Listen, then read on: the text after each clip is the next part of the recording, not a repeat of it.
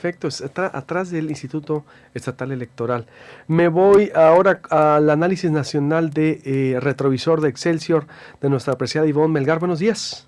Muy buenos días, Luis Alberto. Pues queriendo ser optimista frente a la crisis quizás de corrupción más escandalosa, notoria que haya vivido nuestro país, y porque llegó a los primeros niveles del poder, pero frente a eso yo quisiera ver el vaso medio lleno. Del día que platicamos hacia el cierre de la semana anterior a la fecha, creo que estamos viviendo una viralización a nivel nacional y particularmente en la clase política del debate del conflicto de intereses, Luis Alberto. Yo creo que como nunca el tema se cuela en la agenda y obliga al poder, a los aspirantes a candidatos, a gobernantes, a los propios funcionarios públicos a pensar en un tema en el que antes pues se daba por descontado que la política era o es sinónimo de negocios y de privilegios. Y quizá por la circunstancia que estamos viviendo, muchas cosas se suman. Por un lado, pues el escándalo de las casas que toca al propio presidente, a su secretario de Hacienda, a la esposa Angélica Rivera, por un lado. Por otro, pues una polarización social muy, muy grande, todo lo que tiene que ver también con la cultura de las redes, los hackers, los hombres que trabajaban en las agencias de inteligencia y que de repente salen y a nivel mundial demuestran toda la podredumbre y el mal uso de esa información de inteligencia, y quizá en nuestra sociedad una clase, una capa de jóvenes globalizados, muy ilustrados, muy formados, pero con un momento laboral muy duro, muy difícil, donde no hay posibilidades de colocarse, y entonces todo eso subraya más la condición privilegiada de la clase política, una clase política que después de la revolución, pues obviamente convierte a la política y al ejercicio del poder en escenario de riqueza no explicable, pero ahora el escándalo en todas partes, línea 12 del metro, las propias casas de los gobernantes, el exgobernador de Oaxaca, José Murat, como parte de los grandes magnates que en Manhattan tienen departamentos que solo tienen las grandes estrellas. Y ¿Cómo te grandes... tomas? Exacto, esa se disculpa que te interrumpa ya que lo tocas. Sí, adelante. Porque exacto, se mete a todo ese análisis sistemático que traes. Ahora los Murat con caso, oye, pues qué falta por ver. Mañana hay que estar pendiente del New York Times, Ivonne, porque va a publicar el New York Times una investigación de más de 10 años, va a ubicar los bienes y raíces de los políticos mexicanos, ¿eh? Imagínate, junto a los grandes entrenadores de Patriotas y junto a los grandes magnates de Rusia, vinculados a la mafia rusa, actores, y por otra parte otro expediente Murat, como el que... Y ahí enseguidita tiene Murat, en esa nomenclatura, en esa élite están los Murat, el gobernador, el exgobernador de Oaxaca, hazme el favor, un estado tan pobre. La entidad de las más pobres de este país. Y por supuesto el escándalo descarrilando, trastocando las ambiciones o las aspiraciones, yo no voy a ser peyorativa, de su hijo Alejandro Murat, director del Infonavit. Imagínate qué paradoja, tienen grandes bienes y raíces en Estados Unidos, en Manhattan, y aquí dirigen la institución de las casas de derecho social, de seguridad Exactamente, social. De clase baja, media, es decir, qué irónico, y que quiere, y que aspira a su hijo a ser gobernador de Oaxaca. Bueno, en ese entorno tenemos hoy el debate de la corrupción que hacemos con ella, y esta iniciativa que yo creo que es de las mejores que hemos observado en los últimos años de la sociedad civil organizada, que es la de Transparencia Mexicana y el Instituto Mexicano de la Competitividad, INCO, señalando esta estrategia. Hay que ponerle mucho ojo, Luis Alberto. Yo voy a estar muy atenta para ver si los sonorenses están sumando. 3 de 3 se llama, y es que los funcionarios públicos, los servidores públicos, los legisladores, los aspirantes a cargos de elección popular muestren, compartan en una plataforma de internet su declaración patrimonial ampliada, su declaración fiscal para ver si es convergente y coincidente con esta declaración de bienes, y su declaración de posibles conflictos de interés. Todos tenemos conflictos de interés. El punto es todos tenemos intereses, el punto es que no los metamos en conflicto.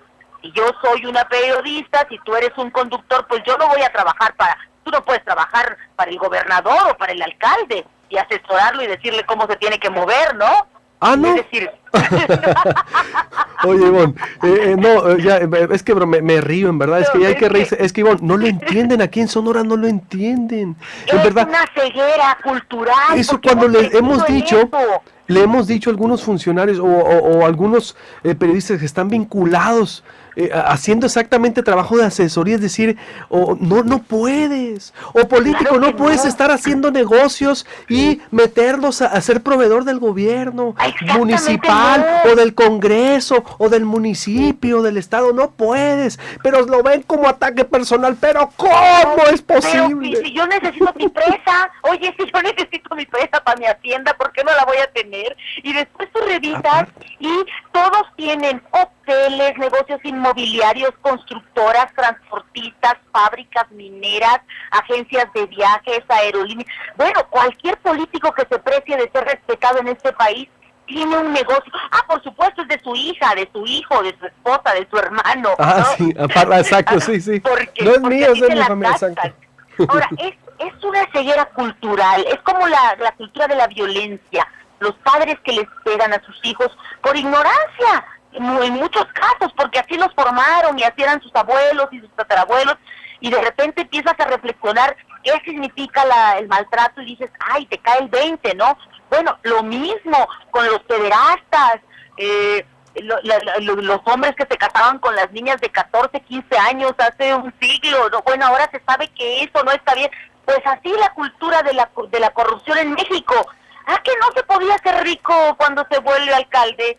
¿Que los regidores no es para eso, no? A mí no me des, dice el dicho mexicano, a mí ponme donde hay.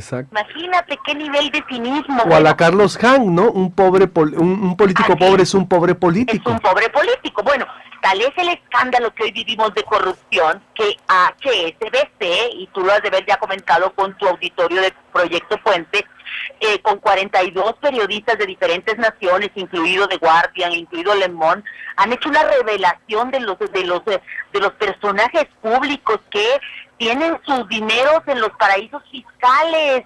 Y aquí en México están los Han Ron, y está Luis Telles, y está Camilo, siga, bueno.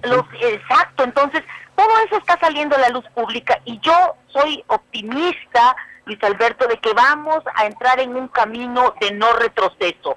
Va a tardar mucho, pero vamos a empezar a tener la lupa y los reflectores ahí donde antes siempre había opacidad. Y ellos mismos se van a tener que preguntar, la iniciativa presidencial incluye ese punto. La propuesta que hace una semana hizo Peña Nieto de anticorrupción incluye que los servidores públicos deban establecer su declaración de conflictos de interés y al menos de buena voluntad o no van a tener que preguntarse cuáles son mis intereses que entran en conflicto. Ya ahora empieza también toda una corriente de legisladores a decir no, hay que legislar el asunto, que sea obligación. Ahí está el tema y yo creo que vamos a poner la lupa sobre los sonorenses. También no he visto todavía un solo senador ni diputado que se inscriba a la 3 de 3, pero pues van a estar obligados, al menos para hacer la finta, ¿no? Sí, para cubrir las formas. Excelente, yo estoy de acuerdo con tu análisis, excelente análisis, porque ¿sabes qué? Es una especie de catarsis del poder forzada. Así es. Forzada, pero estoy de acuerdo, no hay esto revés. Por ejemplo, aquí la candidata del PRI dijo ya que está pidiendo hacer pública su declaración patrimonial a sus contendientes, que tampoco la ha presentado ella. Hace 2 semanas se registró como precandidata y estamos esperando que la presente, la candidata del PRI. A ver, que ponga el ejemplo, pero dijo que hasta que empiece la campaña, que es el 6 de marzo. Es decir, yo creo que ya la debe de presentar. Y dijo Guillermo Noriega de Sonora Ciudadana, a ver, entrevistamos también a Eduardo Bojorquez de Transparencia Mexicana, abordamos el tema, a ver, sí, que presente esa, pero que presente también la de intereses, que presente la de impuestos. Es muy importante, porque la de intereses y la de impuestos. Claro, ¿dónde están tus hermanos? ¿Cuáles son las empresas que tiene tu familia? Me puede decir Claudia Pavlovich a mí que tiene una casa en la Pitic, es decir, por ejemplo, donde vive, pero ¿dónde tiene su esposo? ¿Qué ranchos tiene su esposo? ¿Qué propiedades tiene a nombre de sus hijas? Creo que debe de ser muy completa esta declaración, Ivonne, e ir más allá de un efecto declarativo, porque acuérdate que cuando la presentó el presidente todos aplaudimos, oye, qué bien, pero sí dijo, tengo 3 casas donadas. ¿Pero quién te las donó? ¿Cuándo? ¿Por qué? Es decir, incompletas. No se abre el debate, Ivonne. Claro, y del dicho al hecho también hay mucho trecho. El presidente hoy, siendo candidato electo en una de sus peores crisis, la de la Universidad Iberoamericana, cuando surge el movimiento Yo Soy 132, propone y ofrece la agenda de corrupción. Pero es el día en que no tenemos un sistema anticorrupción. Dicen que falta el 5%, pero sigue faltando.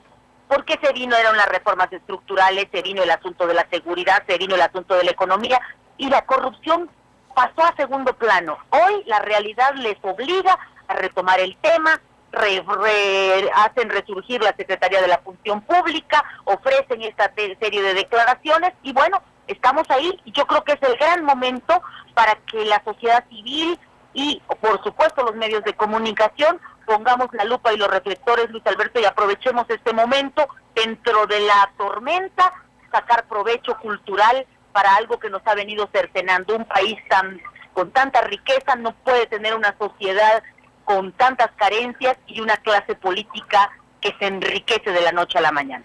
Plenamente de acuerdo contigo. Te mando un abrazo, Ivonne.